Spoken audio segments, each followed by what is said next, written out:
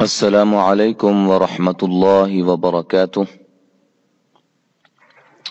आज का हमारा जो नया सबक है वो मद्दात के हवाला से है। मद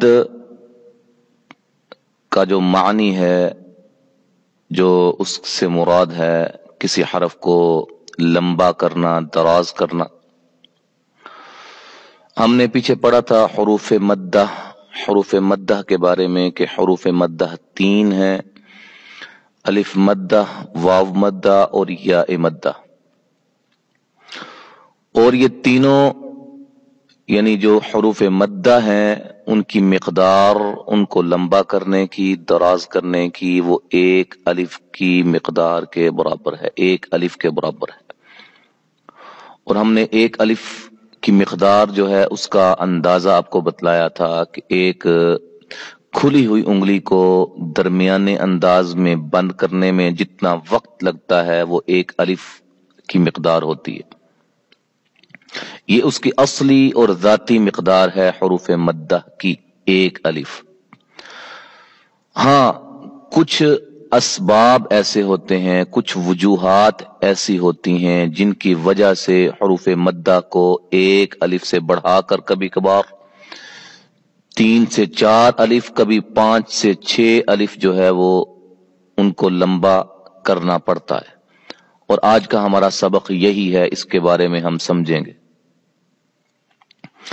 हरूफ मद्दा को कब उसकी जाती या उनकी जाती मिकदार से बढ़ाकर पढ़ा जाता है, उसके लिए 3 असबाब होते हैं, 3 सबब होते हैं, जिनमें से सबसे पहला सबब है ये, इसको कहते हैं जज़म। हमने पढ़ा था कि ये इनको क्या कहते हैं, इसको कहते हैं जज़म, दूसरा नाम इसका सुकून है। ये एक सबब है, यानी हरूफ मद्दा के बाद, हरूफ मद्दा या अलिफ मद्दा, वाव मद्दा, या मद्दा के बाद जज़म वाला कोई हरफ आ जाएगा ना, तो उस जज़म वाले हरफ की वजह से या जज़म की वजह से हरूफ मद्दा को उनकी अपनी जाती मिकदार जो कि 1 अलिफ है उससे बढ़ाकर जो है वो ज्यादा जो है वो हम लंबा करेंगे। उसकी तफसील हम आगे जाके पढ़ते हैं। ये है पहला सबब। दूसरा सबब है तशदीद का। हरूफ मद्दा के बाद ये शद आ जाए या मुशद्दद हरफ आ जाए, उसको हम उसकी जाती मिकदार से बढ़ाकर पढ़ेंगे। तीसरा सबब है हमजा। हरूफ मद्दा के बाद हमजा आ जाए तो हम उसको हरूफ मद्दा को जो उसकी असली और जाती मिकदार 1 अलिफ है उससे बढ़ाकर हम मजीद लंबा करके पढ़ेंगे। उसकी तफसील इंशाअल्लाह हम सबक में पढ़ते हैं।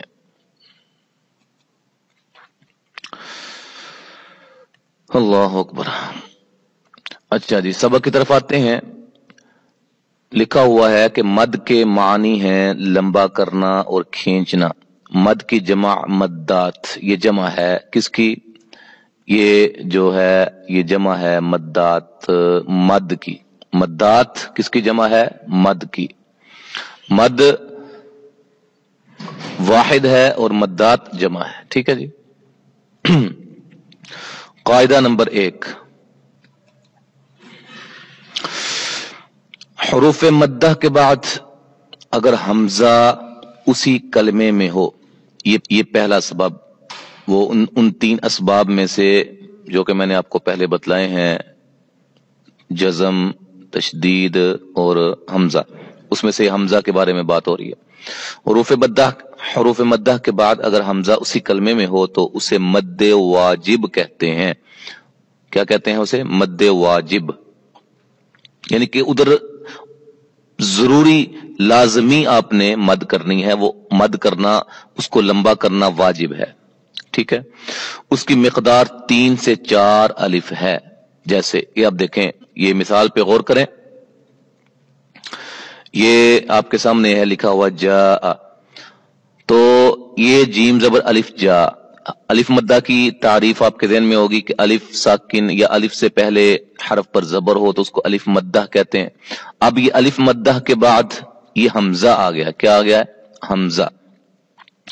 اس حمزہ کی وجہ سے الف مدہ کی مقدار جو کہ ایک الف تھی اصلی اور ذاتی، اس کو ہم بڑھا کر 3 سے 4 الف جو ہے وہ ہم کریں گے. 4 الف کے برابر ہم اس کو پڑھیں گے. اس کو ہم جاء نہیں پڑھیں گے بلکہ جاء جاء. ٹھیک ہے جی، یہ سبب کی وجہ سے. اب دیکھیں جی، یہ اصل میں یا یا کے اوپر کیا ہے؟ جزم ہے. یا مدہ کی تعریف کیا تھی کہ یا ساکن ہو، جزم والی یا ہو، اور اس سے پہلے حرف پر کیا ہو؟ زیر ہو. اس کو یا مدہ کہتے ہیں. اب یا مدہ کے بعد حمزہ آ گیا ہے، اس کو بھی ہم وہ ایک سبب ہے بڑی مد ہونے کا، تو ہم یہاں بھی بڑی مد کریں گے. 3 سے 4 الف اس کو ہم لمبا کریں گے. اور یہ مد کون سی مد کہلائے گی؟ مد واجب. یہ ساری مثالیں مد واجب کی ہیں. ٹھیک ہے جی، اس کو ہم پڑھیں گے جی ٹھیک ہے. سو یہاں بھی یہ واو مدہ ہے. واو مدہ کی تعریف کہ واو ساکن سے پہلے حرف پر کیا ہو؟ پیش ہو. اس کو واو مدہ کہتے ہیں. اور یہ واو مدہ کے بعد حمزہ ایک سبب ہے بڑی مد ہونے کا، لہذا ہم یہاں بڑی مد کریں گے اور اس کو ہم 3 سے 4 الف کے برابر جو ہے وہ ہم لمبا کریں گے. سو یہاں الف مدہ کے بعد حمزہ ہے. اولیاء دعاء یشاء. ٹھیک ہے جی، یہ مدات کے حوالے سے پہلا قاعدہ. دوسرا قاعدہ کیا ہے؟ حروف مدہ کے بعد اگر حمزہ دوسرے کلمے کے شروع میں ہو تو اسے مد جائز کہتے ہیں. اب یہاں ایک چیز غور کرنے والی ہے، یہ ایک کلمہ ہے، یہ ایک کلمہ ہے. ٹھیک ہے، اور یہ 2 کلمات ہیں. ٹھیک ہے، ما الگ ہے، اصابہ الگ ہے، یہ جاء اکیلا ہے، دعائی اکیلا ہے. حروف مدہ کے بعد حمزہ اسی کلمہ میں ہو، یعنی کہ ایک ہی کلمہ میں دونوں ہوں. حروف مدہ کے بعد حمزہ اسی کلمہ میں ہو تو وہ مد واجب کہلاتی ہے. حروف مدہ کے بعد حمزہ دوسرے کلمہ میں ہو تو اس کو کہتے ہیں مد جائز. کیا کہتے ہیں؟ مد جائز. اور اس کی مقدار بھی 3 سے 4 الف کے برابر ہوتی ہے. یہ اس کا جو ہے وہ مین پہچان ہے. ٹھیک ہے جی، حروف مدہ کے بعد حمزہ دوسرے کلمے میں ہوگا تو مد جائز، اسی کلمہ میں ہوگا تو مد واجب. اس کو دیکھیں، اب یہ الف مدہ ہے. الف مدہ کے بعد حمزہ دوسرے کلمے کے شروع میں ہے. یا مدہ کے بعد حمزہ دوسرے کلمے کے شروع میں ہے. اس طرح الف مدہ کے بعد واو مدہ کے بعد یہ مدیں، یہ جو اوپر مد آپ کو نظر آ رہی ہے، یہ ہو یا نہ ہو اس کو نہیں آپ نے دیکھنا، آپ نے قاعدہ ذہن میں رکھنا ہے. قاعدے کے مطابق آپ نے اس کو پڑھنا ہے. ٹھیک ہے جی، اس کو ہم کیسے پڑھیں گے؟ ما اصاب بنی آدم ما امر قالوا آمنا كما أرسل إلى أجل.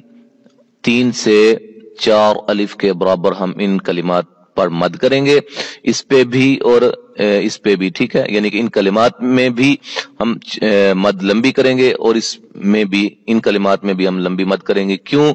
دونوں کے بعد اسباب میں سے سبب کیا ہے؟ حمزہ ہے. حروف مدہ کے بعد یہاں بھی حمزہ ہے، یہاں بھی حمزہ ہے. فرق کیا ہے؟ اس میں اسی کلمہ میں ہے اور یہاں دوسرے کلمہ کے شروع میں ہے. ٹھیک ہے جی، انشاءاللہ تعالی اگلا قاعدہ ہم اگلے سبق میں پڑھیں گے اور اس کے بعد ہمارا یہ حروف مدہ کا باب جو ہے وہ اپنے اختتام کو پہنچ جائے گا. السلام علیکم ورحمۃ اللہ وبرکاتہ.